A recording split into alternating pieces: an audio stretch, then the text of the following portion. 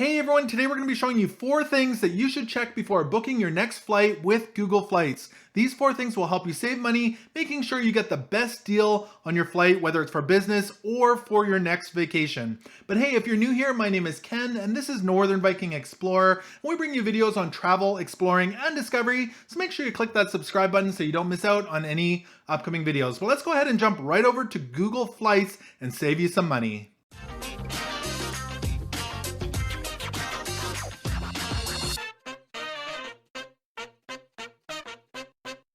All right, so here we are on my computer. If you haven't used Google Flights before, you can easily find it by Google searching Google Flights, or you can go to google.com/flights and it'll bring you right to this page. And if you are on this page, you want to make sure you select flights over here on the left-hand side. Just go ahead and click on that and your page should look something like this. Now, I'm going to do a quick search here. Let's go ahead and say we want to fly from Seattle, Washington. And we want to put in somewhere in where to. Let's say we want to fly to Dallas, Texas. So we're going to put in those 2 cities and we'll go ahead and select some dates. Let's go ahead and pick, maybe we want to fly in February.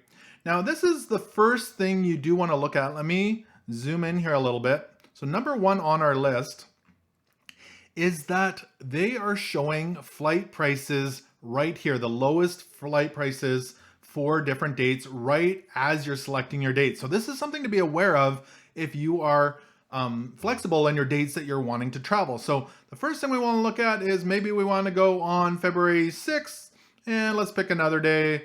Let's say we want to go for a week and a half to the 15th. So we can just select those dates and just hit done. So that would be number 1, is looking very closely while selecting the dates. Now, once you've done that, it's going to bring up a search of a whole bunch of airlines that you can go through and find the best prices for those trips.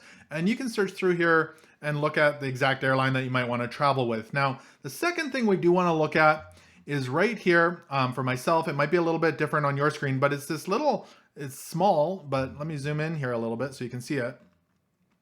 It says prices are currently typical for this trip, and it's got a little bar here. And if I actually click on this drop down here, it's going to show you what the prices kind of look like. So in the yellow here in the bar is the typical price range. So it looks like from about 120 to 295 is your typical price range.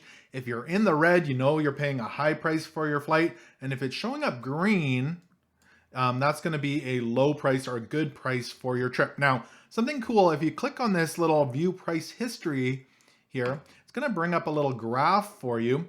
And you can see the price history over the last, right here, it's going from 60 days ago all the way to today for these flights. So you can see there's been flights as low as $91. Of course, over the holiday season, they were a little bit higher, but that's something to look at when you're looking for prices here on Google Flights. So that would be the second thing I'd recommend looking at to help you find good flights. And you can know maybe a little bit more what some of the history has been on those flights. So let me shrink that down again. Oh, a little bit too far. Now, the third thing I do want to show you is this button right here that says Date Grid. This is always great to look at to help you find good prices. So go ahead and click on this Date Grid here. And again, it's going to bring up a little chart. I'll zoom in again on that. And what happens here is you can see that there's the departure dates across the top. So Wednesday, the February 3rd, 4th, 5th, 6th, etc. And the return dates are down the side. So there's little backwards and forwards here if you do want to change your dates. But you can see, again, the prices for different dates. The best prices are coming up in green. There's black for kind of a neutral price, and then red for more expensive prices. So you can cross your dates here to see, maybe you want to go on Friday instead. You can easily see that it's the same price to go on Friday and come home on the Monday rather than the Saturday and the Monday. So you can easily see if you're going to be paying a lot more by adjusting those dates. And this is a great tool for planning your dates. And maybe you want to go the next week, you could hit a few days down here. You can see it gets more expensive as we move those dates. All of those ones are kind of in the red. So if we wanted to go from the 10th to the 18th, you might be paying a fair bit more for that flight. So that would be the second, or where are we at? The third method for looking at getting good prices on your flights is using the dates chart here. So let's go ahead and close that. Now the fourth one and the last one, I really like this one, is this other button right here that says price graph. If we go ahead and click on this price graph, again, that's very similar to what we looked at earlier, but we can adjust. Right now it's set to 9 days. Maybe we want to change it to a 7-day trip, and we can actually just hover again over the different dates and it'll show you the prices. So you can see that 7 days from February 4th till the 11th is $131. That's a great option. You can just hover this bar back and forth to find good prices. And again, you can go backwards historically. So you can see here in early January or mid-January, $134. Of course, if you go forward, you can see that the prices are going up over kind of spring and spring break timing.